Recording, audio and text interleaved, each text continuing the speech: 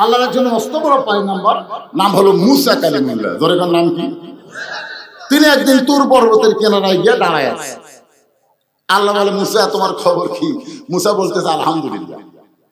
আল্লাহ কয়, মুসা কি জন্য দাঁড়িয়ে আছো পাহাড়ের কিনারায়? বলে, আপনাকে একটা প্রশ্ন করব, তার উত্তর শোনার জন্য। তা আল্লাহ বলে, মুসা কি প্রশ্ন? মুসা বলতেছে, আল্লাহ আমার যা আছে তোমার তা নেই। আল্লাহ কয়, মুসা কি কইবি? আমার যা আছে তোমার তা নাই। আল্লাহ বলে, মুসা এমন কথা বলা ঠিক না, আল্লাহর সাথে কারো তুলনা চলে। মুসা বলতেছে, আল্লাহ ভালো করে শোনো তো আগে, আমার যা আছে তোমার তা নাই, সেটা কি জানো? আল্লাহ বলে, সেটা কি? মুসা বলতেছে, আল্লাহ আমার মৃত্যু আছে কিন্তু আপনার মৃত্যু নেই। আল্লাহ কয়, ঠিকই তো তাই রে। মুসা বলতেছে, আল্লাহ যতই মশান মারো তুমি মারতে পারবা কিন্তু মরতে পারবা না। মরার যে কি মজা সেটা আমি পাবো কিন্তু তুমি পাবা না। মরার যে কি মজা, কুল্লু নাফসিন যায়িকাতুল মাউত, যায়িকাত শব্দের অর্থ হলো স্বাদ, মজা। মরার যে কি মজা সেইটা আমি মুসা পাবো কিন্তু তুমি পাইবা না। আল্লাহ বলে, মুসা মৃত্যু তোমার কাছে কেমন মনে হয়? মৃত্যু তোমার কাছে কেমন মনে হয়? মুসা বলতেছে, আল্লাহ দুনিয়ার জীবনে যত নিয়ামত আমাকে দান করেছেন তার মধ্যে উত্তম নিয়ামতের নাম হলো মৃত্যু। সবাই সুবহানাল্লাহ বললেন না? বুঝতে পারেন না? মুসা বলতেছে, আল্লাহ আমাকে যত নিয়ামত দিয়েছেন, আমাকে নবী বানাইছেন, এটা আপনার নিয়ামত। আমাকে কালিমুল্লাহ ডিগ্রি দিয়েছেন, এটাও আপনার নিয়ামত। যত নিয়ামত আপনি আমাকে দিয়েছেন তার মধ্যে উত্তম নিয়ামতের নাম হলো মৃত্যু। আল্লাহ মুসা মানুষ মরবারই চায় না। মানুষ মরবার চায়? দেখবেন বুড়িয়া থুরা ভাঙ্গা চুলে, তারপরেও মরার কথা বললে আল্লাহ। স্বামীর হাতে ক্যান্সার রোগ, 1 মাস পরেই মারা যাবে। বউ খালি সমানে কান্দার বলে, আল্লাহ আমার হায়াত স্বামীর দাও, স্বামীর মৃত্যু আমার দাও। স্বামী ভাই পাগলি, যতই কান্দে রে, যতই কান্দে, আমার এমন একটা বেদি হয়েছে আমি আর বাঁচবো না। বলে না, আমি আল্লাহকে বলতেছি, আল্লাহ আমার হায়াত স্বামীর দাও, স্বামীর মৃত্যু আমার দাও। স্বামী বইয়ের কপালে হাত দেয়, বলে মরে যাচ্ছে কিন্তু এমন একটা বউ রেখে যাচ্ছি যে বউ তার জীবনের চাইতে আমাকে বেশি ভালোবাসে। আসলে কি বাস্তব? রাত্রেবেলা স্বামী স্ত্রী এক ঘরের মধ্যে ঘুমাইছে, ওই বাড়িতে একটা ষাঁড় গরু আছিল, আইডিয়া গরু। ওই দড়ি ছেঁড়া বের হয়েছে খাবার জন্য, কিন্তু দরজা বন্ধ, বাহিরে যাওয়ার পারে নাই। বাড়ির মধ্যে খুঁজে দেখে বারান্দার একটা সিলভারের পাতিলের নিচে সিটে লাগে। এখন ষাঁড় গরু লালি খাওয়ার ধরে পাতিলের তলে মুখ লিবার পায়, কিন্তু এই শিং বেঁধে দেয়। পাতিলের কান্নার মধ্যে শিং বেঁধে দেয়। জোর করে যখন খাবার চাইছে, ছোট ছোট শিং তো ঢুকে গেছে। লালি হাতে পাইছে, লালি খাওয়া শেষ, কিন্তু পাতিল আর মাথা ছাড়ে না, করতেছে কিন্তু না। আপনি বলেন, 2 শিং যদি পাতিলের কান্দার মধ্যে আটকে যায়, আগে কি তখন দেখতে পায়? একটা অন্ধ হয়ে স্বামী স্ত্রী যে ঘরে ঘুমাইছে ওই ঘরের মধ্যে হো হো করে ঢুকছে। বসিল্লাহ বলে, বাবা আজরাইল ঢুকছি যখন, তাহলে আমার স্বামীর কাছে যাও, কারণ আমার স্বামী হলো ক্যান্সার রোগী। স্বামী কয়, কে রে বউ কি হয়েছে? বউকে আজরাইল আইছে তো তোমারে দেখাই দিলাম। স্বামী কয়, দিনের বেলা না কইলি আপনার মৃত্যু আমার দেখ, আমার হায়াত আল্লাহ আপনাকে দেখ। বউ বলে, মৃত্যুর কথা মুখে বলা যায় কিন্তু অন্তর থেকে মৃত্যু কেউ চায় না। ধরে কোন কথা ঠিক? আল্লাহ বলে, মুসা মৃত্যু তোমার কাছে পছন্দ হওয়ার কারণ কি? মৃত্যু তোমার কাছে নিয়ামত মনে হওয়ার কারণ কি? মুসা বলতেছে, আল্লাহ কারণ হলো 3টা। জোরে বলেন, কয়টা? আরো জোরে। 1 নম্বর কারণ হলো, না মরলে জান্নাতে যাওয়া যাবে না। এত সুন্দর জান্নাত আপনি বানায় রাখছেন, সেই জান্নাতে যদি যাবার চাই, মরা ছাড়া জান্নাতে যাওয়ার কোনো রাস্তা। আপনারা কি জান্নাতে যাবার চান? কারা কারা যাবার চান? আল্লাহকে একটু হাত দেখেন তো দেখি। লিল্লাহে তাকবীর।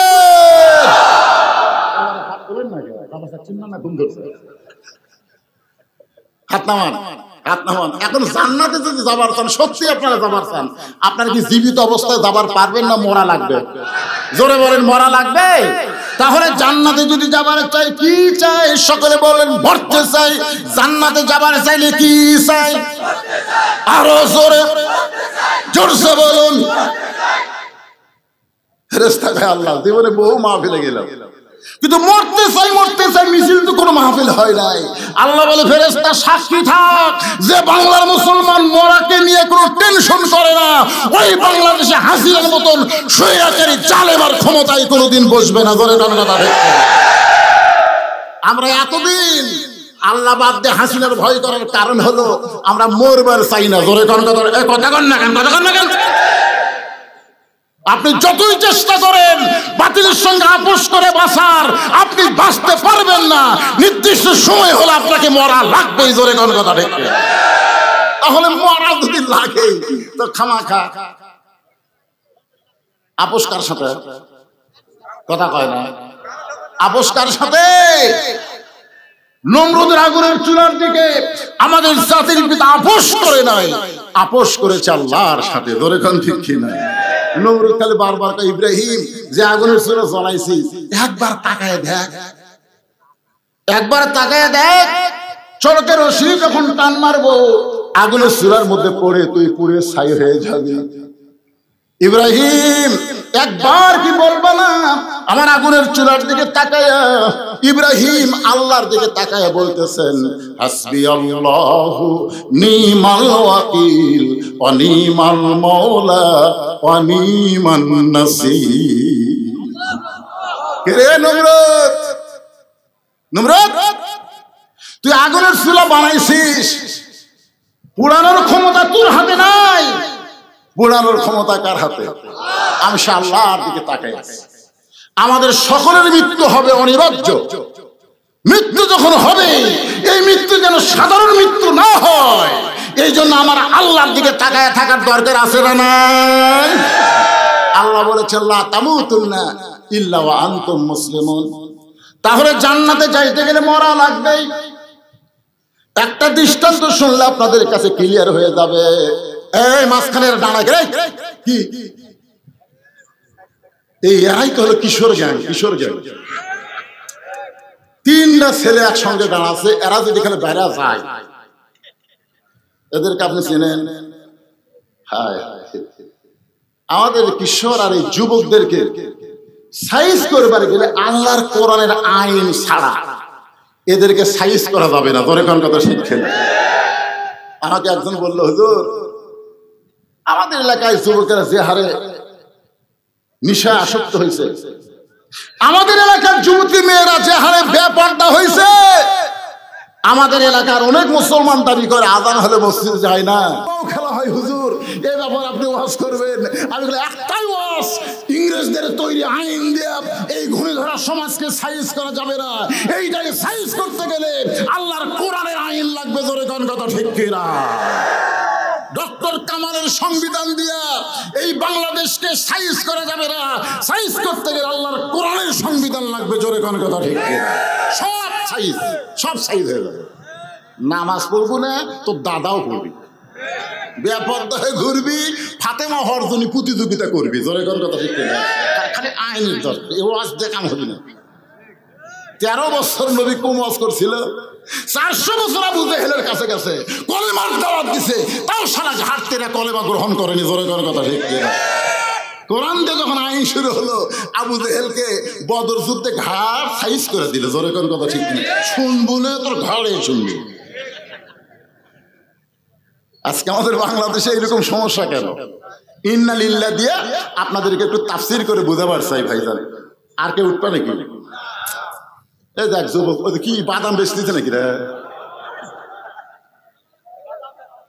এ কে বাদাম খাচ্ছেন রে? কে বাদাম খায়? আপনারা জানেন যাদেরকে ফেরেশতা পাহারা দিচ্ছে, যেই জায়গার মধ্যে বসে আছেন আল্লাহ তাআলা এটা ইবাদতের মধ্যে শামিল করে নিয়েছে। ধরে কোন সুবহানাল্লাহ। আপনি বাদাম খান, যারা বাদাম খাচ্ছে পেটের কিন্তু দোষ হয়ে যাবে, এমন অসুখ হবে। হ্যাঁ, বাদাম খাবার দেন, একটু মনোযোগ দিয়ে শুনবেন। আল্লাহ বলে মুসা মৃত্যুকে পছন্দ করার 2 নম্বর কারণ কি? মুসা বলতেছে আল্লাহ মৃত্যুকে পছন্দ করার 2 নম্বর কারণ হলো আমার মৃত্যুটা কেবলমাত্র আপনার জন্য আমি ওয়াকফ করেছি। এখন আপনাদের কাছে আমার প্রশ্ন হলো, আমরা মরবো কার জন্যে?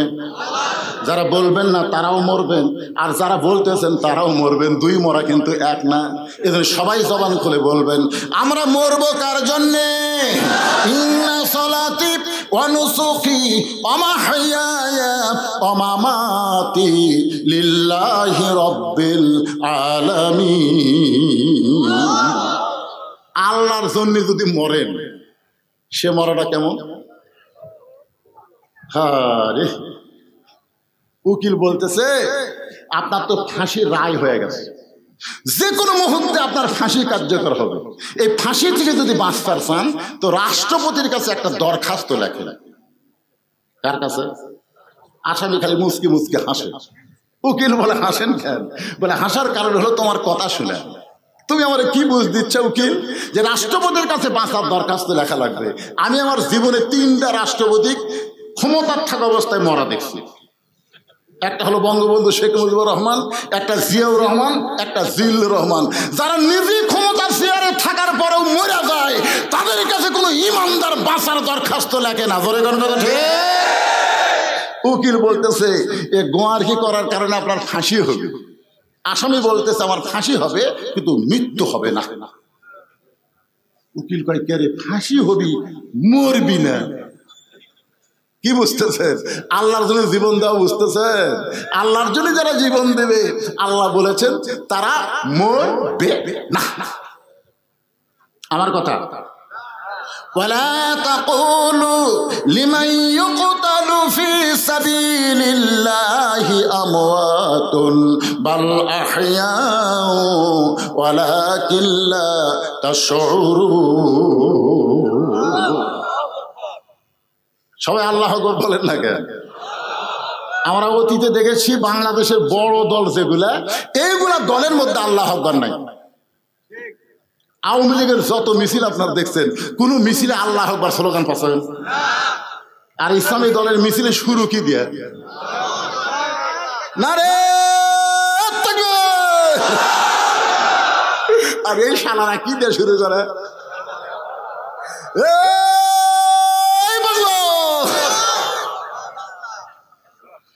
পিনাকি ভট্টাচার্য ইউটিউব চ্যানেল আপনারা দেখছেন, আজকাল জয় বাংলা করে দেবো। কি বাংলা? জয় বাংলা মানে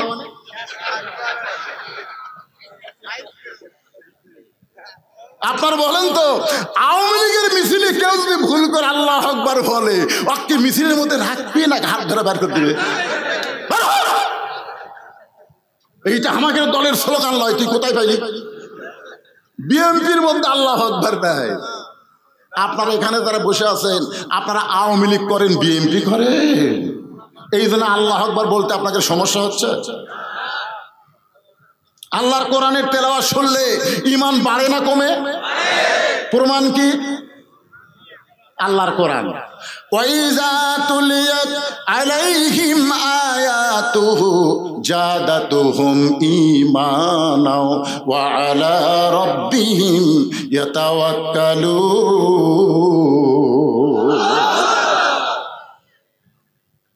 একটু মনোযোগ দিয়ে শুনবেন।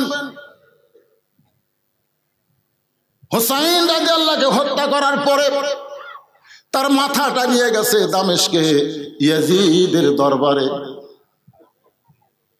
এরকম একটা গামলার ভিতর করে। কার ভিতর? ইয়াজিদ তখন ক্ষমতার চেয়ারে বসে আছেন। হুসাইন রাদিয়াল্লাহু মস্তক মুবারক ইয়াজিদের সামনে যখন দেওয়া হয়, ইয়াজিদের হাতে একটা লাঠি ছিল, ওই লাঠিটা হুসাইন রাদিয়াল্লাহু মুখের মধ্যে ঢুকাইয়া দিল। দেহ পড়ে আছে কারবালায়। ধরে কোন দেহ কোথায়? আফসোস করে লাভ নাই, শোনা লাগবে। 50 বছর কোরআনের হক তাফসীর করে বিনা অপরাধে আল্লাহর ওলিকে জেলখানায় বন্দী করলো। আমরা সমস্ত আলেম যখন তার হেফাজতের দোয়া করি, জেলখানার মধ্যে আল্লাহ তার চেহারাকে এত সুন্দর করে দিল। বাতিলের সরকার বাধ্য হয়ে জেলখানাতে বের করে হাসপাতালে নিয়ে গিয়া ইনজেকশন পুশ করে তারে দুনিয়া থেকে বিদায় করে দিল। আল্লাহর বান্দারা শোনেন, বাংলাদেশের ময়না পাখিগুলোকে ধরে ধরে খাঁচায় বন্দি করে, আর কাউয়ার মতন কাউয়াকে এরা বাহিরে থাকার অবকাশ দিয়ে দেয়। ধরে কোন কথা ঠিক কি না? আমার সোনার ময়না পাখি, আফসোস করে লাভ আছে। ইতিহাস ইতিহাস ক্ষমতার চেয়ারে বসে লাঠি হোসেন রাদিয়াল্লাহর মুখের মধ্যে ঢুকে দিছে। দেহ পড়ে আছে কারবালায়, মাথাটা নিয়ে গেছে। সেই মাথাটাকেও অসম্মান করার জন্য মুখের মধ্যে লাঠি ঢুকায় বলে, হোসেন তুই শেষ। জিদ করে নানার ইসলাম প্রতিষ্ঠা করবি, আজকে ইয়াজিদ আমি বহাল তবিয়তে, তুই শেষ হয়ে গেছিস। ইয়াজিদের সামনে যতগুলো মুসলমান ছিল সবাই মাথা নিচু করে বসে আছে, কারণ লোকমা দিলি তাকে শেষ করে দিবে। একজনও মাথা তোলে না। আবু সাইদ চিন্তা করে, কেউ তখন মাথা তুলতিছে না। সবাই যখন বাতিলের ভয়ে আল্লাহর ভয় ভুলেই গেছে, ঠিক ওই সময় শুধু মাথাই তুললেন না, দুই হাত প্রসারিত করলেন, মার মার। এরকম জুলুমের অন্ধকারে বেঁচে থাকার কোনো লাভ নাই। ইমানের সাথে জীবন দিয়া আল্লাহর নূরানি ইমানের আলোতে আমি যাবার চাই। ধরে কোন কথা ঠিক? আবু সাইদের দেখানো পথে 1500 ছাত্র জনতা জীবন দিল। এত বছর আমাদের এত দল ছিলাম, স্বৈরাচারের কিছুই করতে পারি নাই। আল্লাহ কয় রক্ত পড়েছে জমিনে, অস্ত্রের ভয় দেখেও আমার ইমানদারেরা আর লড়বে না। একজন পুলিশের আইজিপি স্বরাষ্ট্রমন্ত্রীকে বলতেছে, কি করবো স্যার? সমানে গুলি করবেন। লাভ নাই, লাভ নাই তো।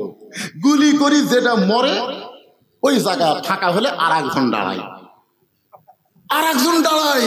কেউ বাবারে মারল রে এই কথা বলে কেউ পালায় না। তাহলে আমরা কি করব? যখন বুঝতে পেরেছে বাতিলের সঙ্গে আপোষ করে বাঁচার চাইতে ইমানের সাথে জীবন দেওয়া অনেক ভালো। ধরে কোন কথা ঠিক? সবাই মাথা নিচু করে আছে ইয়াজিদের কাছে। আপনারা বলেন, আসরের ফরজ নামাজ কয় রাকাত? 3 রাকাতে যদি কেউ বসে, বসা লাগবে 2 রাকাতে না 4 রাকাতে, কিন্তু বসে গেছে 3 রাকাত। এখন আপনারা যদি মনে করেন ইমাম সাহেব টাইটেল পাস, দাওরা পাস, এতদিন 4 রাকাত পড়াছে, আজকে 3 রাকাত পড়াছে, আমরাও পড়বো। আপনার এখন নামাজ হবে? জোরে এখন নামাজ হবে? সবাই যখন বসে আছে, শেষ কাতারে একজন মুসল্লি ভ্যান চলায়, অটো ভ্যান চলায়, ওই এখন বলছে আল্লাহু আকবার, আল্লাহু আকবার, মানে লোক মা দিছে। 3 রাকাতে বসা যাবে না তো। হুজুর আপনি বসলেন কেন? আল্লাহু আকবার, দাঁড়ান। ইমাম সাহেব বলতেছে মনে মনে যে আমি স্বৈরাচারী হচ্ছি, ভোট ছাড়াই ক্ষমতা থাকতে চাই। ধরে কোন কথা ঠিক কিনা? ওই আল্লাহু আকবার শব্দ শুনে সব মুসল্লি খাড়া হয়েছে, কিন্তু ইমাম দাঁড়ায় না। এখন আপনাদের কাছে আমার মন জানতে চায়, সমস্ত মুসল্লি কি ইমামের পক্ষে থাকবে না ভ্যানালার পক্ষে যাবে? কেন যাবে? কারণ ভ্যানালা যেটা করতেছে সেটা নিজের কাজ না। নেতা ভুল করলে তাকে লোকমা দিয়ে সাইজ করা হলো ইমানের দায়িত্ব। ধরে কোন ঠিক কিনা? কিন্তু কেউ সাইজ করে না, সবাই মাথা নিচু করে। তার মানে বোঝা গেল ইয়াজিদ যা করবে তাই, বাধা দেওয়ার কেউ। এমন সময় 80 বছর একজন বুড়া সাহাবী, 80 বছর একজন বৃদ্ধ মাজায় লাঠি ভর দিয়ে দাঁড়ায় গেছে। লাঠি ভর দিয়ে দাঁড়ায় বলতেছে, ইয়াজিদ তুমি যার মুখের মধ্যে লাঠি ঢুকাইছো তারে তুমি চিনো? সুবহানাল্লাহ বলে। ইয়াজিদ যার মুখে লাঠি ঢুকায় তুমি তিরস্কার করতেছো তাকে তুমি চিনো? যদি তুমি চিনতে পারো তাহলে এরকম বেয়াদবি কথা তুমি বলতা না। আজকে যে আলেমদেরকে তুমি ইয়াজিদের মতন স্বৈরাচারী হয়ে বিনা অপরাধে জেলখানায় ঢুকাইছো, অনেক আল্লাহর কোরআনের নেতাদেরকে বিনা অপরাধে তুমি ফাঁসির মঞ্চে নিয়ে গেছো। ধরে কোন কথা ঠিক না? তুমি কি তাদের চিনো? চিনো না। একই অবস্থা। ওই বুড়ো সাহাবীর নাম হলো আনাস ইবনে মালিক। জোরে বলেন বুড়াটার নাম কি? আনাস ইবনে মালিক। ঠিক মতো দাঁড়াবার পারে না, লাঠি ভর দিয়ে দাঁড়ায় বলতেছে, ইয়াজিদ, তুমি যার মুখে লাঠি দিয়ে তিরস্কার করতেছ তার কি তুমি চিনো? চিনো? আমি একাধারে 10 বছর আল্লাহর নবীর খাদেম ছিলাম। সুবহানাল্লাহ বলেন। ওই বুড়া সাহাবী বলতেছে, আমি একাধারে 10 বছর আল্লাহর নবীর খেদমত করেছি। নবী ফরজ নামাজগুলো মসজিদে জামাতের সঙ্গে আদায় করতেন, নিজে ইমামতি করতেন, আর সুন্নত নফলগুলো আল্লাহর নবী বাড়িতে পড়ায় পছন্দ করতে। ফরজগুলো নবী কোথায় পড়তেন? জোরে বলেন কোথায়? মসজিদে। আর সুন্নত নফলগুলো বাড়িতে পড়তেন। আল্লাহ রাসূল বলেছেন, বাড়িকে তোমরা ভূতের বাড়ি বানায়ো না।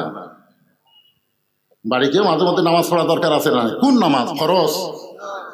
আনাস ইবনে মালিক বলে, আল্লাহর নবী বাড়িতে নফল নামাজের নিয়ত করলেন। নবী রুকু করে যখন সিজদায় গেছে, এমন সময় ওই হোসাইন যার মুখে লাঠি ঢুকাইছো, ওই হোসাইন কোত্থেকে দৌড়ে এসে নানার পিঠে লাফ দিয়ে চড়ে বলতেছে, চল ঘোড়া চল, চল ঘোড়া চল। আমি আনাস আশ্চর্য হয়ে গেলাম। নবীর পিঠে চড়ে চল ঘোড়া বলতেছে। আমি হোসেনের বেয়াদবি দেখে আর সহ্য করতে পারলাম না। আমি আস্তে করে গিয়া নবীর পিঠ থেকে যখন হোসেনকে নামাবার চাই, এমন সময় আল্লাহ নবী নামাজ পড়া অবস্থায় আমাকে নিষেধ করলেন। কিছুক্ষণ পরে হোসাইন বলতেছে, যেই ঘোড়া চলে না এই ঘোড়ার পিঠে খামাকা বসে থেকে কি করব? যখন হোসাইন রাগ করে চলে গেছে, এমন সময় নবী নামাজ শেষ করে চোখের পানি নিয়ে এই বললাম, নবী গো, এত বড় বেয়াদবি করতেছে, আমি পিঠ থেকে নামাবার চাইলাম, আপনি কেন নামাজ পড়া অবস্থায় নিষেধ করলেন? আল্লাহ নবী বলে, রে আনাস, তুমি কি জানো আমি হোসেনকে পিঠ থেকে নামাবার চাইছিলাম, কিন্তু নামাজের মালিক আল্লাহ বলে, হাবিব, আপনি নবী যেমন হোসেনকে ভালোবাসেন, আমি আল্লাহ তেমন ভালোবাসি। আপনারে ঘোড়া বানায় খেলতেছে, আমি আল্লাহর বড় ভালো লাগতেছে। যতক্ষণ আপনার পিঠে বসে থাকবে, আপনি সেজদা থেকে মাথা উঠাবেন না। ইয়াজিদ, নবীরে ঘোড়া বানাইলে আল্লাহর ভালো লাগে, আর তার মুখে তুমি লাঠি ঢুকায় বলতেছো তুমি শেষ, তুমি শেষ। আল্লাহর নবী মসজিদ নববীর মধ্যে ওয়াজ করতেছেন। মসজিদ নববী, এই যুবকেরা, মেসি নেইমারের ভক্ত হস? হ্যাঁ, মেসি নেইমার রাত 3টা পর্যন্ত আর্জেন্টিনার খেলা দেখে, ফজর আজান শুনে ঘুমায় যায়। এরা মুসলমান। 3টা পর্যন্ত কার খেলা দেখে? মেসির খেলা দেখে। কোন দিক দিয়ে গোল দেয়, পরের দিন ওটাই ওরকে টক শো। আর 3টার সময় সালাতো, 3টার সময় ঘুমায় যায়, সালাত খায়, নাম শোনার পরে চেতন পায় না। ও কি মুসলমান? কথা বলেন, মুসলমান। লা সালাত আলা দীনা, যার নামাজ নাই তার কোনো ধর্ম নাই। বাইনাল আবদ ওয়াল কুফরি তরকুস সালাত, বান্দার কাফেরের মধ্যে পৃথক করার জিনিসটার নামই হলো নামাজ। এখন আপনারা বলেন, হুজুর যৌবনকালে পড়তেছে না, বুড়া বয়সে পড়বে? ঘুষের চাকরি যতদিন করতো ততদিন তওবা করেনি। যেই চাকরি গেছে তখন আল্লাহর কাছে বলতেছে, আল্লাহ, আজ থেকে আমি আর ঘুষ খাবো না, আল্লাহ, আমি আর ঘুষ খাবো না। আল্লাহকে ইয়ার কি মারিস, যতদিন তোর ঘুষের চাকরি ছিল ততদিন তুই তওবা করিসনি, চাকরি গেছে আর তওবা করতেছিস। বুড়া বয়সে কাঁদতেছে আর বলতেছে, আল্লাহ, আমি আর চুরি করবো না, আমি আর চুরি করবো না। আল্লাহ বলতে, তুই চুরি করে পারবো? সারা জীবন যৌবন শয়তানক দিয়ে বুড়া বয়সে শালা সিয়াল্লে মসজিদে গেছে। এরকম কিছু বুড়া আছে না নাই? কথা কন না কেন? হ্যাঁ, সারা বছর শয়তানি করেছে, এখন মসজিদে কাতার সোজা করে মুসল্লি নামাজ পড়বে, এইটাও পড়বা দিবি না, মাঝখানে এক চেয়ার বসায় দিচ্ছে।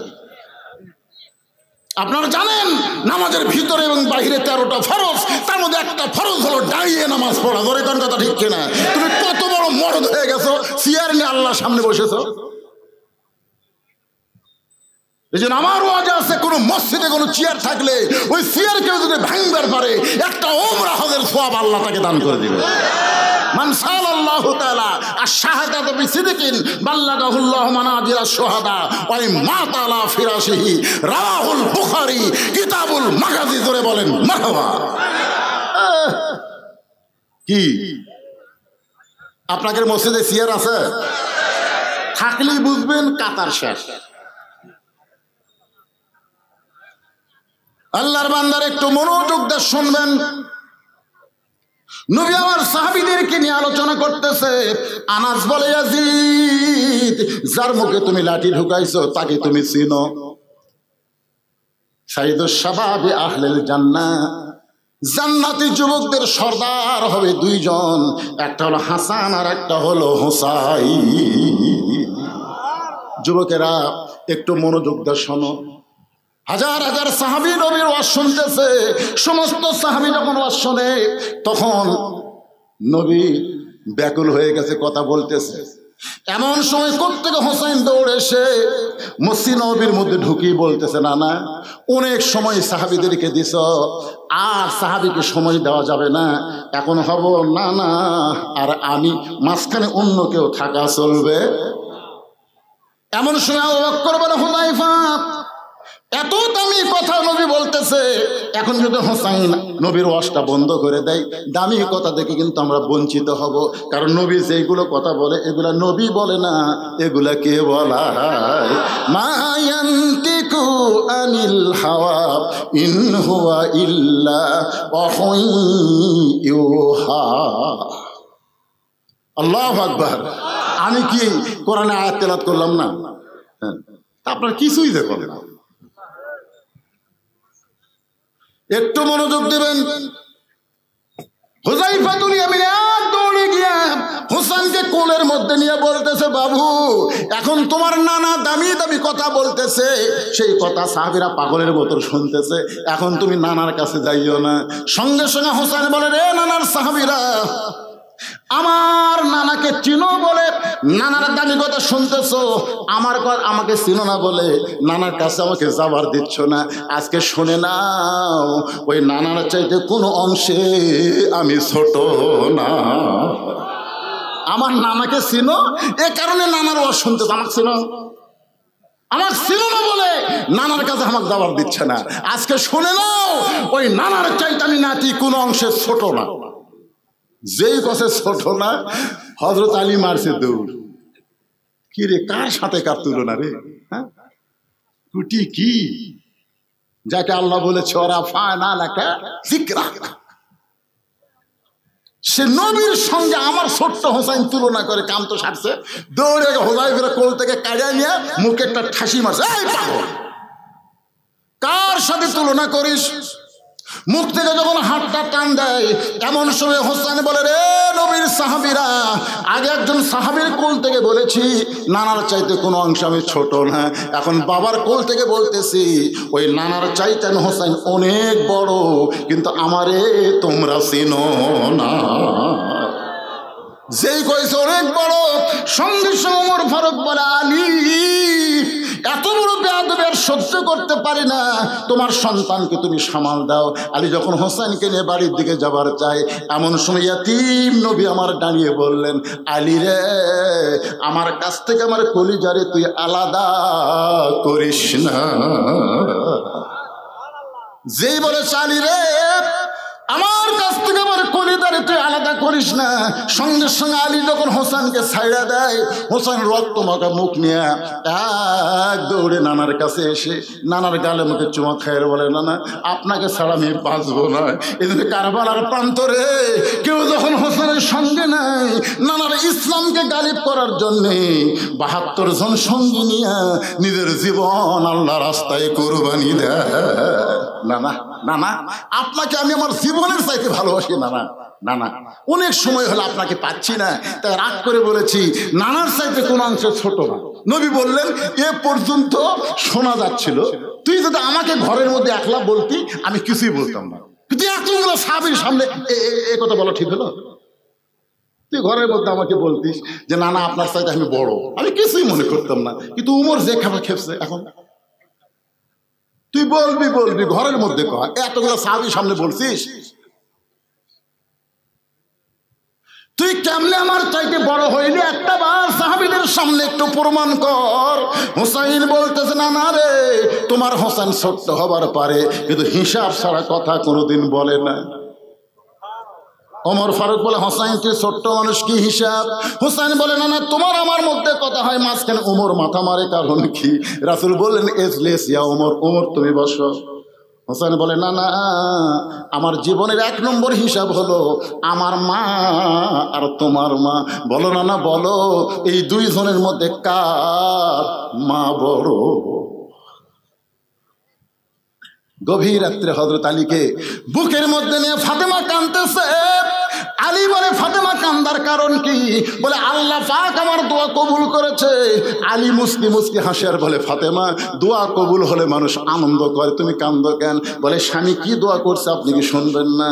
আলী বলে কি দোয়া কবুল করছে আল্লাহ? বলে আল্লাহ যেন আমাকে পর্দার মধ্যে মৃত্যু দেয়, এই পর্দার মধ্যে মৃত্যু হবে, এই দোয়া আল্লাহ কবুল করেছে। আলী হাসতেছে আর বলতেছে পাগলি রে, সারা জীবন যে পর্দার মধ্যে থাকলো তাকে তো আল্লাহ পর্দার মধ্যেই মৃত্যু দিবে। ফাতেমা বলে স্বামী আমার মৃত্যু কখন হবে এইটা কি আপনি জানবেন না? আলী বলে ফাতেমা মৃত্যুর কথা কেউ কোনোদিন জানে না। ফাতেমা বলে স্বামী আল্লাহ পাক আমাকে জানাইছে আজকে গভীর রাতে ফাতেমার মৃত্যু হবে। গাছের গোড়া কাটলে গাছটা যেমন ঠাস করে পড়ে যায়, হযরত আলী পড়ে গেলেন তেমনি ঘরের মাঝায়। মা ফাতেমা মুস্কি মুস্কি হেসে স্বামীর মাথাটা উরাতের উপরে নিয়ে কপালে একটা চুম্বন দিয়া খামদের বলে স্বামী গো, এমন করে আপনি কাঁদবেন না, কারণ দুনিয়া থাকার জায়গা না, আসলে যাইতে হবে। এই দুনিয়া থাকার জায়গা, কথা কন না কেন, থাকার জায়গা। ওরে বাবা কি দেখতেছেন? 6 তলার ভিত দিছি ভাই, 5 তলা হচ্ছে, এখনো 1 তলা রড বেড়ে আছে। 2 কান্দে 2 ফেরেশতা কয় শয়তান উপর দিকে না তাকা, নিচের দিকে তাকা, নিচের দিকে তাকা। তুই যতই বিল্ডিং 6 তলা 7 তলা বানা, তোর ঠিকানা 5 তলায় হবে না, তোর জায়গা হবে নিচ তলায়। জোরে বলেন কথা ঠিক? নিচতলা মানে কি? কথা কয় না, একটু মনোযোগ দিয়ে শুনবেন। ফাতেমা বলে স্বামী গো, আমি মরে যাওয়ার পর আমার 3টা চাওয়া আপনাকে গ্রহণ করা লাগবে, 3টা চাওয়া আপনাকে কবুল করা লাগবে। আলী কান্দার বলে ফাতেমা গরিব ছিলাম বলে দুনিয়াতে কিছুই চাইলা না, মরার পরে কি চাইবা ফাতেমা? বলে 1 নম্বর চাওয়া হলো রাতের অন্ধকারে আমাকে দাফন করবেন, পর্দার মধ্যে মৃত্যুবরণ করব, দিনের বেলায় কবর দিবেন চলবে না, রাতের বেলায় আমাকে দাফন করবেন। আমার 2 নম্বর চাওয়া হলো আমার কোনো জানাজার ব্যবস্থা করবেন না। আলী বলে ফাতেমা হাজার হাজার মানুষ তোমার জন্য দোয়া করবে। ফাতেমা কত ভালো, ফাতেমা মুস্কি মুস্কি হাসের বলে 1,00,000 মানুষ যদি ফাতেমা বলে ভালো আর আপনি যদি বলেন ভালো না, ফাতেমার 1 কিল পরিমাণ লাভ হবে না।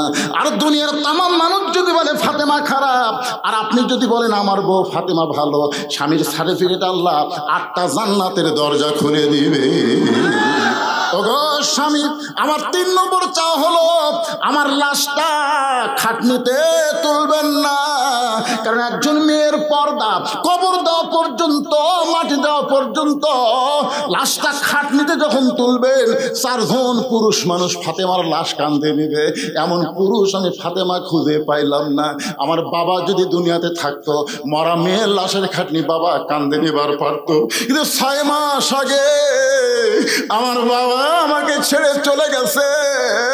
আমার হাসান হোসেন এত ছোট, মায়ের খাটনি কান্দে নিবার পারবে না, তাই বাধ্য হয়ে আপনি একা জান্নাতুল বাকির পূর্ব কোণায় সবুজ রঙের একটা বাতি জ্বলতেছে, ওই বাতি বরাবর আমাকে দাফন করে দিবে।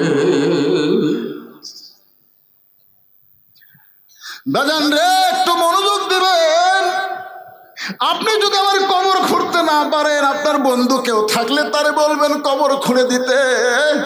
আলীর বন্ধু আবু যর গিফারি কবর খুঁড়তে খুঁড়তে কবর থেকে যখন পালায় যায়, ফাতেমার লাশটা কবরে নিয়ে গিয়ে দাফন করার পরে আলী মাটি দিয়ে আল্লাহর কাছে বলতেছে, আল্লাহ আমার ফাতেমা রে তুমি কবুল করে নাও। এই দোয়া করার পরে হযরত আলী তাকায় দেখে সামনে 5-6টা পুরাতন কবর দেখা যায়। এই মাত্র ফাতেমার কবর দিল, সেই নতুন কবর আর দেখার উপায় নাই। গোটা জান্নাতুল বাকি দৌড়ায় আর বলে ফাতেমার কবর, আমার ফাতেমার কবর নিজের হাতে দিলাম, সেই কবর কোন জায়গায়? আমার ফাতেমার কবর আর কেন খুঁজে পাই না? কে যেন বলে আলী, ফাতেমা পর্দা নিশি, আমি আল্লাহ জোহরা ডিগ্রি দিয়া ফাতেমার কবরটাকে কিয়ামত পর্যন্ত পর্দা করে দিয়েছি। নবী কান্দের বলে হোসাইন রে, আমার মা আমেনা জান্নাত পাবে কি পাবে না সেই গ্যারান্টি আমি দিবার পারবো না। আর হোসেনের মা ফাতেমা শুধু জান্নাত পাবে না, জান্নাতি নারীদের নেত্রী হবে। আমার মায়ের চাইতে হোসেনের মা ফাতেমা আল্লাহর কাছে কোটি কোটি গুণ বড়। হোসেন বলে না না, আচ্ছা ঠিক আছে, মায়ের দিক দিয়ে তো আমি বড় হলাম, তো বাপের দিক দিয়ে? নবী চুম চড়ছে। এইরকম হিসাব আমার কাছে কেউ চাবে, নবী কল্পনাই করেনি। সোনাল বলেন না, এটা কি জাতা হিসাব? এখন বলেন কার বাপ বড়, আমার বাপ বড় না আপনার বাপ বড়? আপনারা বলেন তো আল্লাহ নবীর বাপের নাম কি? আব্দুল্লাহ। জোরে বলেন নাম কি? জান্নাত পাওয়ার কোনো গ্যারান্টি নাই। আর হোসেনের বাবের নাম কি? জান্নাত পাওয়ার গ্যারান্টি কে দিছে? আরো জোরে। এই দুনিয়াতে সমস্ত সাহাবীরাই জান্নাত যাবে, কোন সাহাবীরা জাহান্নামী হবে এইটা বলার শক্তি আমাদের নাই। রাদিয়াল্লাহু আনহুম ওয়ারাদু আন যালিকা লিমান খাশিয়া রাব্বা, এই আয়াতটা প্রমাণ করে দিল যাদের নামের শেষে রাদিয়াল্লাহ দেখা থাকবে তারা বিনা হিসাবে জান্নাত। এই জন্য সাহাবী নিয়ে কোনো সমালোচনা করা যাবে, সবাই জান্নাতি, কিন্তু 10টার নাম আশারে মুবাশশারা 10 জন, তার মধ্যে 4 নম্বরে কার নাম?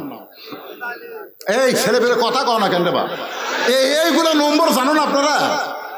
1 নম্বর আবু বকর, 2 নম্বর উমর, 3 নম্বর ওসমান, 4 নম্বর আল্লাহ রাসূল বললেন নম্বরের দিক দিয়ে আলী 4 নম্বর হতে পারে, কিন্তু আমার 4 জন সাহাবী 1 নম্বর। সবাই চিন্তা করতে দেখে রে, 1 নম্বর আবু বকর, 2 নম্বর উমর, 3 নম্বর ওসমান, 4 নম্বর আলী, তাহলে সবাই 1 নম্বর কেমনে হয়?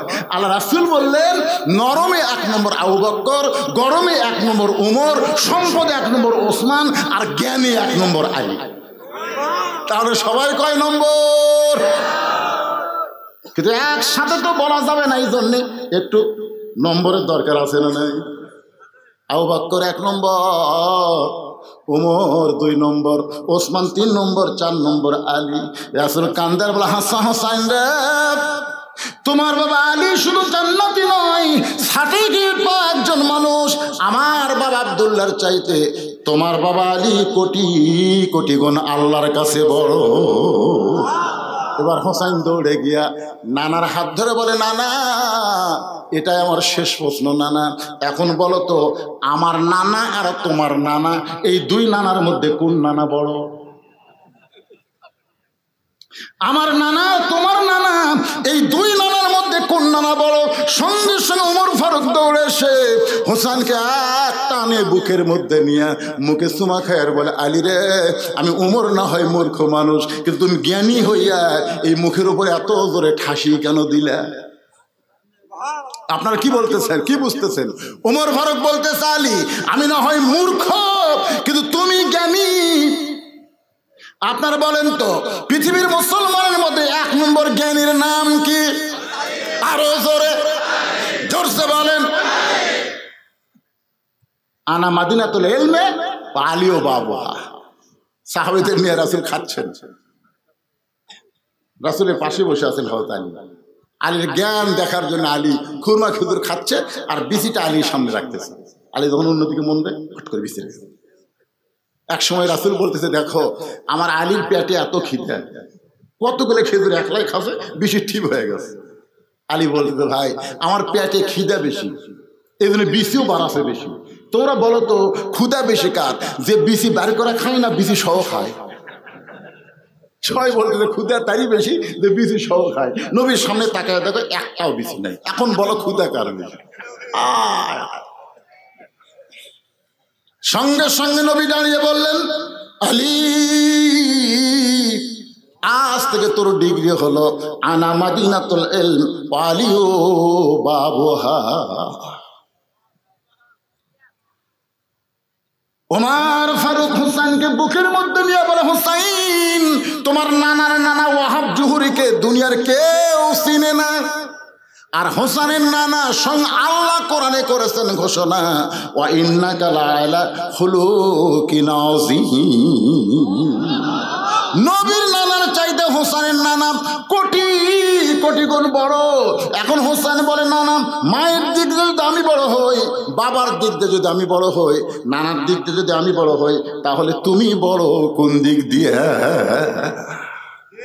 সঙ্গে সঙ্গে রাসূল আনাস বলে, ইয়াজিদ ইয়াজিদ, যার মুখের মতো লাঠি ঢুকাইছিস। সঙ্গে সঙ্গে রাসূল এভাবে হোসেনকে উপর দিকে তুলে বললেন, এ সাহাবীরা বলো তো, আমি আর হোসেনের মাথা কার উপরে? নবী এরকম মাথার উপর তুলিছে। তখন সাহাবী বলতেছে, হুজুর আপনার মাথার উপর তো হোসেনের মাথা দেখা যায়। আলী বলতেছে, মাথা উপরে থাকলে কি হবে? পা তো মাটির নাই। মারাত্মক একটা অ্যাঙ্গেলের ডোজ দিছে। তোর এখন কথা ঠিক না? মাথা উপরে থাকলে কোনো পা তো মাটির নাই। আজকে হোসেনের এত দাম হয়েছে হোসেনের জন্য না, আল্লাহ নবীর কারণে। জোরে কোন কথা ঠিক কিনা?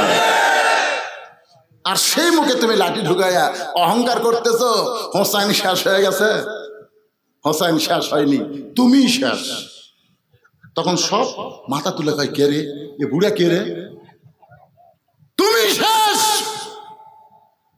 যে ক্ষমতার অহংকারে ভালো মানুষকে হত্যা করে অহংকার করে কথা বলতেছো, আমি তো দেখতে পাচ্ছি। ইয়ানজুরু বিনুরিল্লাহ, জোরে কোন সুবহানাল্লাহ। ইত্তাকু ফিরাসাতাল মুমিনিনা ফাইন্নাহু ইয়ানজুরু বিনুরিল্লাহ। যারা প্রকৃত মুমিন হবে তারা তোমাদের মতন এই ভোঁতা চোখ দিয়ে দেখবে না, তারা যা দেখবে আল্লাহর নূরের সাহায্যে।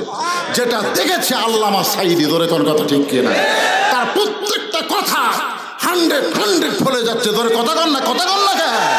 আপনারা কি মনে করছেন আমাদের মতন এইরকম চোখ দিয়ে দেখছে? আল্লাহ রাসূল বলতেছেন, ইত্তাকু ফিরাসাতাল মুমিনিনা ফাইন্নাহু ইয়ানজুরু বিনুরিল্লাহ।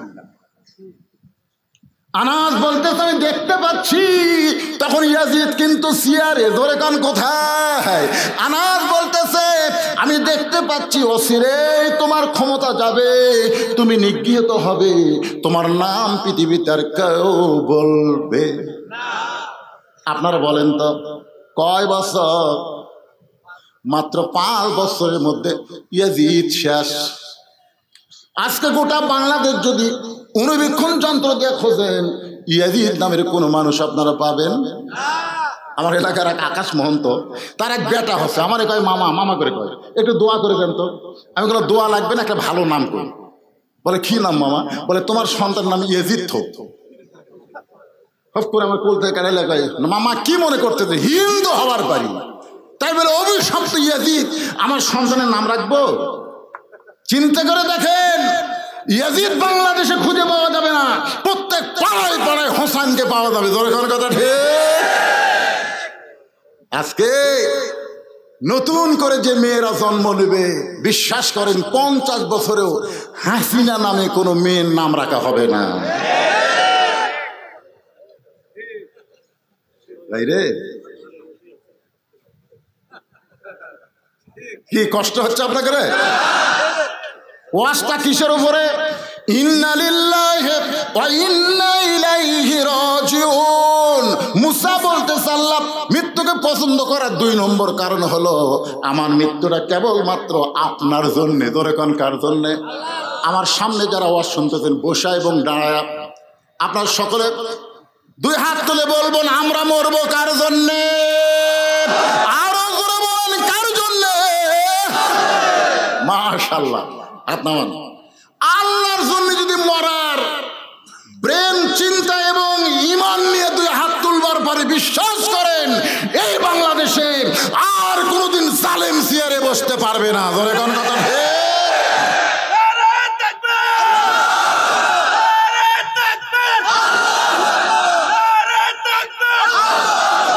আপনারা বলেন, বাংলাদেশের মসজিদগুলো কার দখলে আছে? কোন জালেমের দখলে না আলেমের দখলে? কথা কন না কেন? আমার এলাকার হাফেজ সাহেব বলছে, হুজুর আজকে আমার জীবন সার্থক। আমি বললাম কেমনে ভাই? বলে আজকে এমপি সাহেব আমার পাশে নামাজ পড়ছে হুজুর। 6 মাস হলে আমার বেতন বাকি, অসুবিধা নেই, কিন্তু এমপি হুজুর আমার পাশে।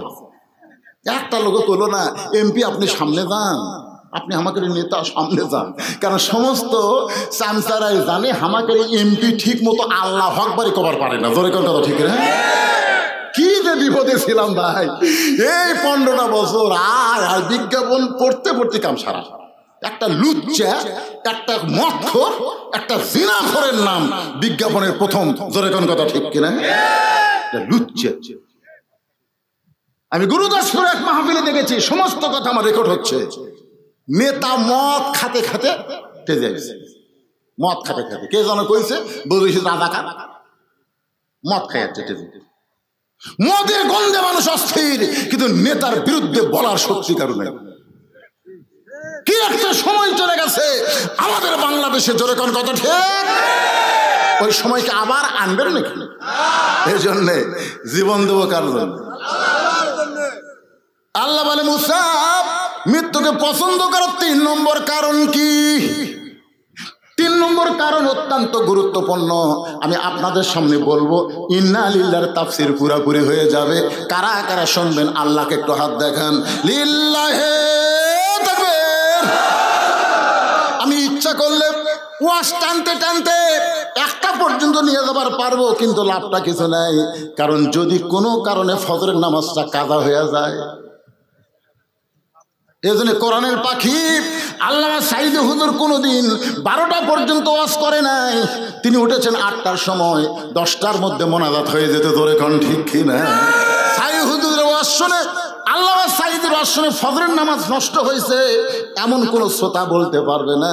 কিন্তু আমাদের মতন এই তেল তেলা বক্তার ওয়াজ শুনে বাড়ি যায়, কখন মুয়াজ্জিন আজান দেয়। আমার এলাকার এক মুয়াজ্জিন ওয়াজ শুনবার গেছিল, ওয়াজ শুনে আসে এমন ঘুমাতে ভাই, আজানের সময় মুয়াজ্জিনই চেতন পায়নি। যারা ওয়াজ শুনবার যায়নি তারা সব মসজিদে গেছে। তারা মসজিদে গেছে, কে রে মুয়াজ্জিন আসেনি কে? মানে ওরকে প্রতিদিন উঠে উঠে একটা অভ্যাস হয়ে গেছে, আজান আর লাগে না।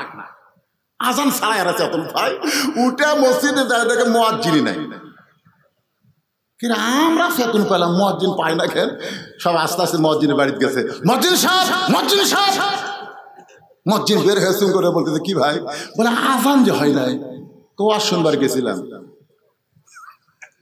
ওরা বলতেছে আমরা যাইনি, চেতন পাচ্ছি। আর তুই যাই আছে চেতন পাসনি কি? মুসা আলাইহিস সালাম মৃত্যুকে পছন্দ করার 3 নম্বর কারণ অত্যন্ত গুরুত্বপূর্ণ কারণ আমাদের সকলের শুনতেই হবে। 2টা শুনেছি। 1 নম্বর কারণ হলো না মরলে জান্নাতে যাওয়া। বিশ্বাস করেন আপনারা? না মরলে জান্নাতে যাওয়া যাবে?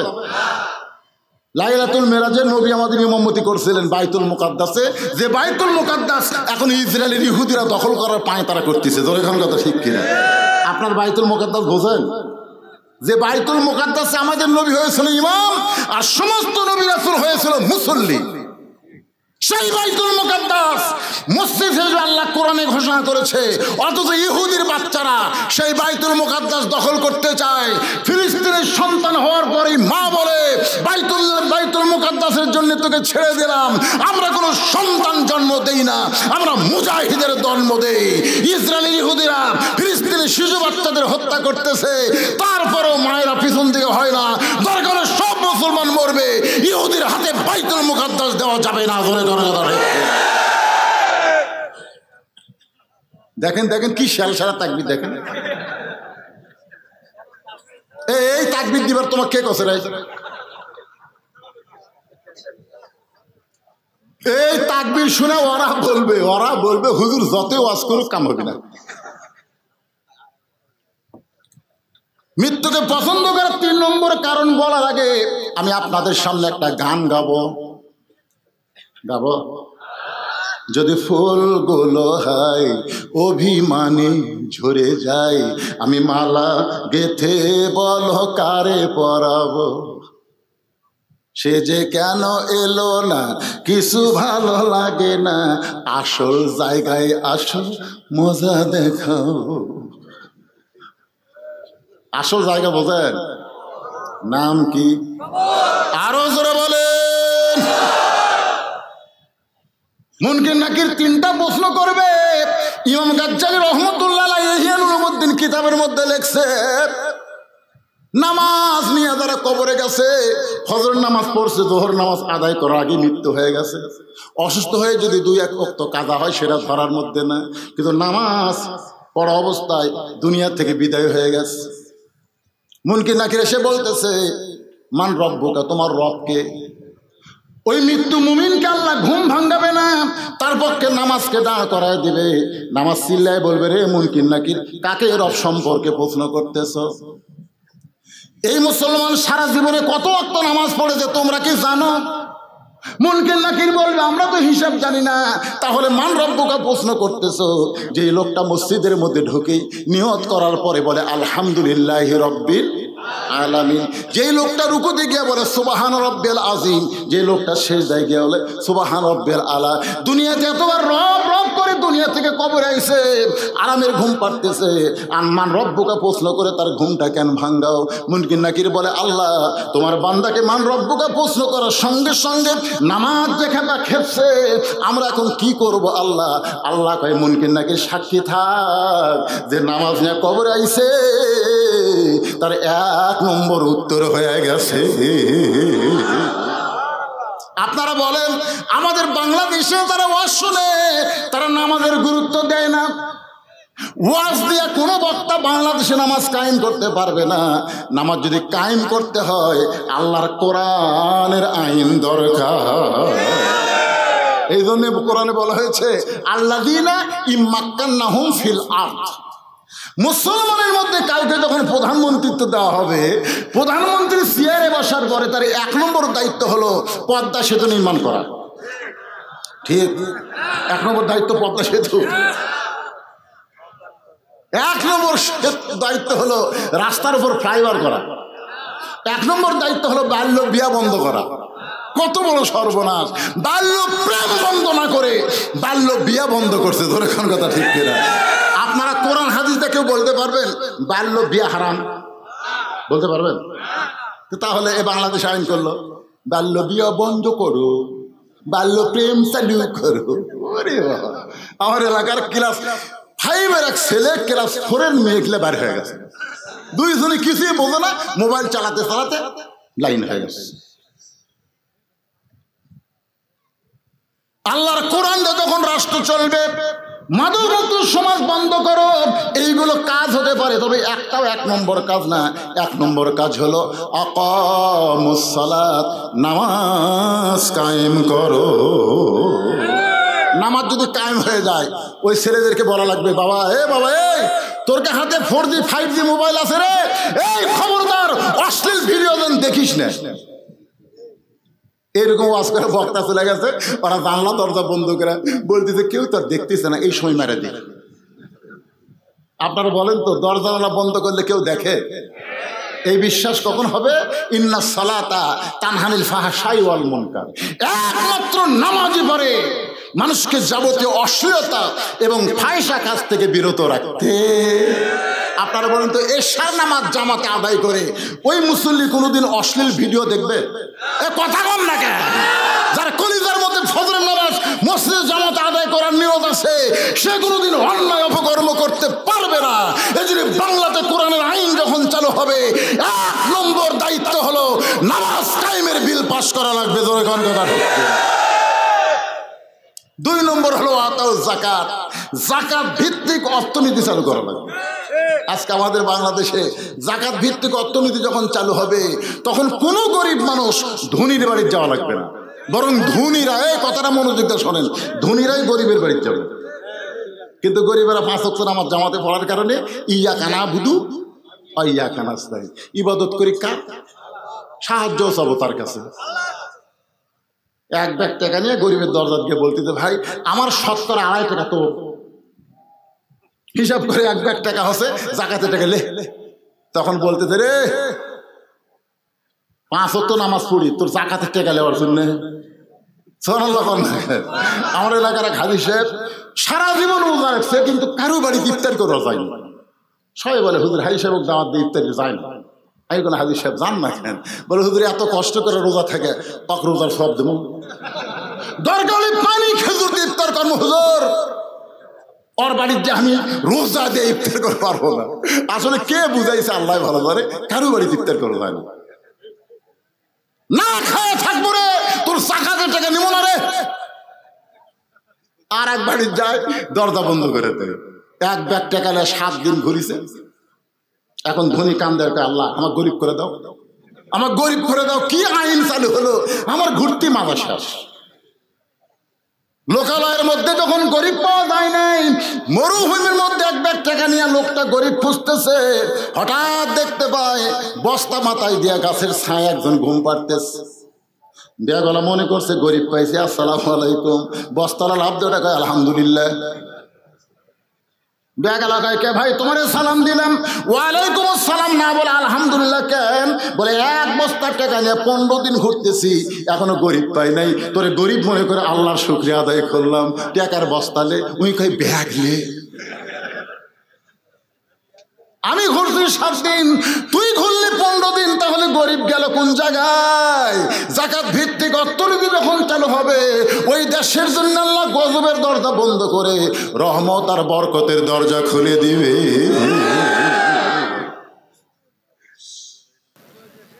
কত বড় গুরুত্ব কথা। মুসা বলতেছে আল্লাহ মৃত্যুকে পছন্দ কর 3 নম্বর কারণ হলো, এখনো কারণটা আমি বলি নাই, মজার কারণ। জোরে কারণ কি কারণ? এটা শোনার পরে আপনাকে মৃত্যু নিয়ে কোনো টেনশন করা লাগবে না।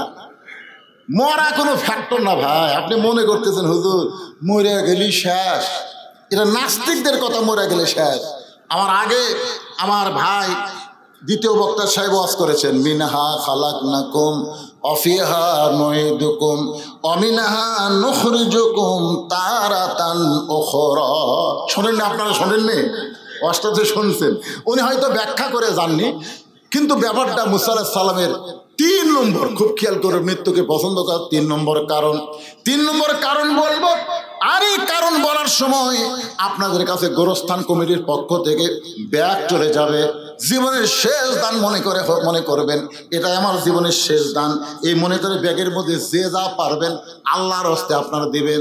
10 পারেন, 20 পারেন, 50 পারেন, 100 পারেন, আল্লাহর হস্তে দিবেন। আমার মা বোনেরা যারা পর্দার অন্তর আছে তাদেরকেও বলবো, মা আল্লাহ যেন ফাতেমার সঙ্গে আপনাদেরকে জান্নাত দেয়। সেই ফাতেমা পর্দা নিশি মতো আল্লাহ কবুল করে নেয়। আপনারাও আল্লাহর হস্তে দিবেন, আসলে যাইতে হবে, বিশ্বাস করে দিবে। জীবনের শেষ দান মনে করে ওই ব্যাগ দিয়ে আপনাদের মধ্যে ঢুকছে ব্যাগ না ঢুকছে? এই ব্যাগ কোথায় রে? একজনও দেখা যায় না। ব্যাগ আলাদা কোথায় চলে গেছে? ব্যাগের আদায় শেষ। কোথায় কোথায় একজনকেও তো দেখা যায় না ভাই। হ্যাঁ না না, তখন এত মানুষ ছিল না, হয়তো পিছন দিকে যাক। এই ব্যাগ আলা ভাইরা কোথায় রে? একজনও হাত তুলে দেখায় না রে বা। এই একটা, এটি একটা, ভিতরে ঢোকেন। এরা উঠে কেন? যারাই উঠবে এই সময় 3 নম্বর কারণ না শোনা যারা উঠবে, প্যারালাইসিস ব্যারাম বোঝেন। এখন আপনারা হাত তুলে বলছেন শুনবো, লিমা তাকুলু মা লা তাফালুন, কথার সাথে কাদের মিল নাই। এরা কি কথা কয় না? আপনারা কোরআন বাংলাদেশে চালু হোক, আপনারা তো চাবেন না। এমনি এমনি বক্তার তালে হাত তুলছেন নাকি? এই হাত যারা তুললেন, মুসা আলাইহিস সালামের মৃত্যুকে পছন্দ করার 3 নম্বর কারণ শুনবো, আর না শুনে আপনি চলে যাচ্ছেন। তার মানে আপনারা কি মনে করছেন সারা রাত ওয়াজ হবে? কারেন্ট চলে গেছে, সিগন্যাল দিয়েছে, কারণ যেই কারেন্ট চলে গেছে ঘড়ির দিকে দিকে কাটায় 12। তার মানে বোঝা গেল 12টার পরে তারিখ পরিবর্তন হয়। বক্তা যে তারিখে দাওয়াত দিয়েছে ওই তারিখে ওয়াজ করবে, অন্য তারিখে কি যাবি? এই মনে করে কারেন্ট টান দিয়েছে। কিন্তু আমি যে বেহা বক্তা, ধরে কোন কি বক্তা, বেহা বোঝেন না, তারিখ বোঝে না। 12টার পরে কয় তারিখ? ধরে কোন কয় তারিখ?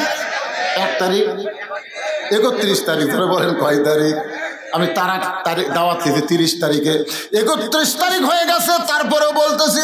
মুসা বলতেছে আল্লাহ মৃত্যুকে পছন্দ করার কারণ হলো দুনিয়ার জীবন হলো ক্ষণস্থায়ী আর আখেরাতের জীবন হলো চিরস্থায়ী। ভাই আপনারা এই কথাটা গুরুত্ব দিয়ে শুনতেছেন না। আপনারা বলেন যে দুনিয়াতে আছেন, এই দুনিয়ার জীবন কি ক্ষণস্থায়ী? ধরে বলেন কি? মরার পরে যেই জীবন আল্লাহ আমাদেরকে দিবে এই জীবন কি? তা আপনাদের কাছে কোনটা ভালো লাগে, ক্ষণস্থায়ী না চিরস্থায়ী? হ্যাঁ, যে বাড়ি বানাচ্ছেন, যে আপনার চাল চলন, আপনার ক্ষণস্থায়ী জীবন ভালো লাগে না, এ কথা মুখ দিয়ে বললে হবে না, কাজে কর্মে প্রমাণ করতেছে আপনার যাওয়ার কথাই মনে নাই। জোরে কোন ঠিক? মুসা বলতেছে আল্লাহ দুনিয়ার জীবন হলো ক্ষণস্থায়ী, আখিরাত হলো চিরস্থায়ী।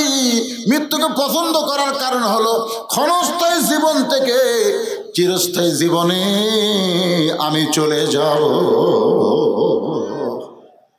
আজকে এই মাহফিলে যারা আলোচনা শুনলাম, কোন বনেরই পাখি তুমি, মহিলাদের কাছেও ব্যাগ গেছে। আমার মা বোনের আল্লাহর রাস্তায় দান করবেন। মা মেয়েদের মন নরম, যাদের বাপ মা কবরে গেছে, বাপ মা রোহের মাগফিরাতে আল্লাহর রাস্তায় দিবেন। একজন বলতে যে হুজুর ব্যাগের কাম হয়ে গেছে। আপনারা বলেন তো ব্যাংকে কি টাকা আপনারা একবার থন না বারবার থন? বারবার কেন থন? কন যতবার টাকা ব্যাংকে রাখবো ততবার টাকা রাখার কারণে আমার টাকা বেড়ে যাবে। আপনি দান যত করবেন আল্লাহ আপনার নামে জান্নাতের ব্যাংকে একটা অ্যাকাউন্ট খুলে দিবে, যত দিবেন ওই অ্যাকাউন্টে আল্লাহ দিয়ে দিবে।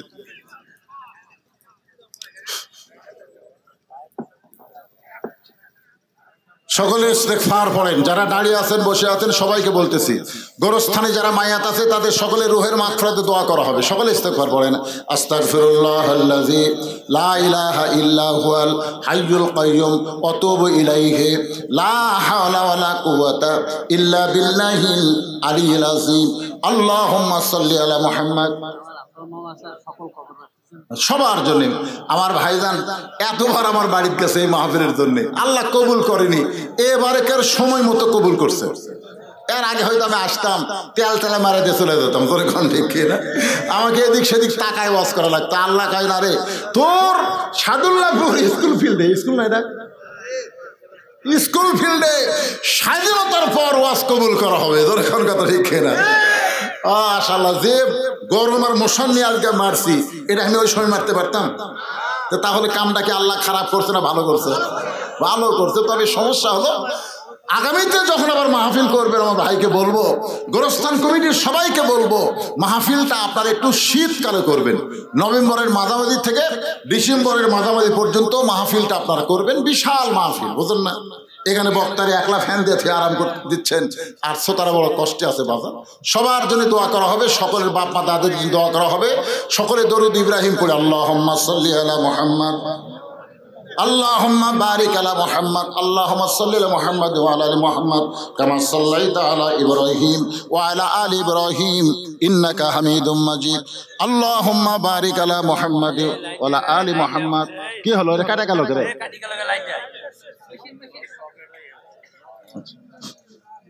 তোমরা এটি বসে থাকো, মোনাজাত পর্যন্ত এখানেই থাকো, দরকার ফ্যান বন্ধ করে দিতে। তাও আল্লাহুম্মা আমিন।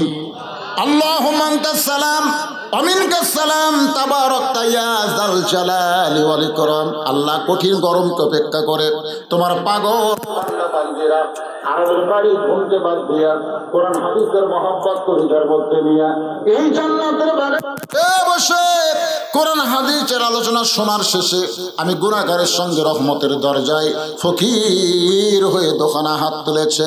মেহেরবানি করে আজকের মাহফিল আমাদের সকলের হিদায়াতের জন্য, নাজাতের জন্য, জান্নাতের জন্য কবুল করো। এই মাহফিলের শুরু থেকে শেষ পর্যন্ত যত আলোচনা হয়েছে আল্লাহ, এর মধ্যে যদি ত্রুটি হয়, ভুল হয়, মাফ করে দিও। এর জাহাদিয়া মঞ্জুর করো। সোনার মদিনায় নবী পাকের রওজা মুবারকে আল্লাহ কবুল করে নিও। তামাম আম্বিয়া কিরাম আসহাবে কেরাম, তাবিনে কেরাম, তাবা তাবিনে কেরাম, তামাম পৃথিবীর মাটির নিচে যত মুমিন মুমিনা শুয়ে আছে আল্লাহ সকলের আরওয়াহ পরে হাদিয়া কবুল করো। আল্লাহ যে কবরস্থানকে উল্লেখ করে আজকের এই জান্নাতের বাগান লাগছে, এই গোরস্থানের ভিতরে আমাকে যে ভাই দাওয়াত দিয়েছে তার বাপ মা দুই ধনী কবরস্থ হয়েছে। আল্লাহ অনেকের মা নাই বাবা নাই, কবরে চলে গেছে।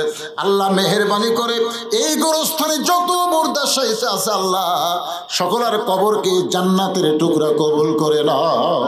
আজকে গোরস্থানকে মহব্বত করে নগদে বাকিতে যারা দান করেছে আল্লাহ সকলের দানগুলোকে জান্নাতের বিনিময়ে কবুল করে নাও। এই গোরস্থান কমিটির সম্মানিত সভাপতি, আল্লাহ সহসভাপতি, এই গোরস্থান কমিটির সেক্রেটারি কেশিয়ার সদস্য যারা আল্লাহ সকলকে জান্নাতি কবুল করো। আল্লাহ তাআলা আমার চেয়ারম্যান ভাই আমার ডান পাশে বসে আছে আল্লাহ, আল্লাহ তার নেক নিয়ত দেখাশে কবুল করো। আল্লাহ আজকে কোরআনের মাহফিলে আমরা এই সিদ্ধান্ত নিবার পেরেছি আমরা মরার পরে জান্নাতে যাবার চাই, এজন্য মৃত্যু আমাদের কাছে কোনো ব্যাপার না। দুই নম্বর বিষয় হলো মরব কেবলমাত্র আল্লাহর জন্যে, দুনিয়ার জন্য আমরা মরতে চাই না। দরকার আল্লাহর জন্য জীবন দিব, শাহাদতের পিয়ালা পান করব। আল্লাহ মৃত্যুকে পছন্দ করার তিন নম্বর কারণ হলো ক্ষণস্থায়ী দুনিয়ার প্রতি আমাদের কোনো মায়া নাই, চিরস্থায়ী আখিরাতকে আমরা সুন্দরভাবে গ্রহণ করতে চাই। সকলে বলেন আল্লাহুম্মা আমিন। ভাইজান এই দুইটা হাতের দিকে তাকায় দেখেন, এই দুইটা হাত দিয়ে কত কবরে মাটি দিয়েছেন মনে আছে আপনার? এই দুই হাত দিয়ে কত লাশ অন্ধকার কবরে নামায় দিছি।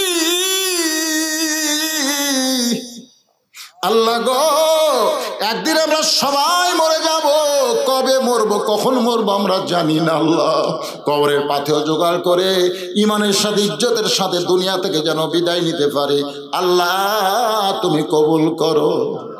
আল্লাহ যুবকদেরকে, এই যুবকেরা বাবা, এই যুবকদেরকে আল্লাহ 5 ওয়াক্ত নামাজি কবুল করো। কিশোরদেরকে মোবাইলের ভয়ানক বিপদ থেকে আল্লাহ তুমি হেফাজত করো। আল্লাহ গো আমার মা বোনদেরকে পর্দার মধ্যে কবুল করো। কে কোন নিয়ত নিয়ে হাত তুলেছে আল্লাহ তার নেক নিয়ত নিয়ে আশাকে তুমি কবুল করে নাও। আল্লাহ আগামীতে যে কোরআনের আলোচনা শুনলাম সে কোরআনের বাংলাদেশ যেন আমরা দেখে মরতে পারি আল্লাহ সে তৌফিক দান করে দাও। কোরআনের পাখি জেলখানার মধ্যে যখন ছিল তখন আমরা দোয়া করতাম আল্লাহ কোরআনের পাখি রে তুমি হেফাজত করো।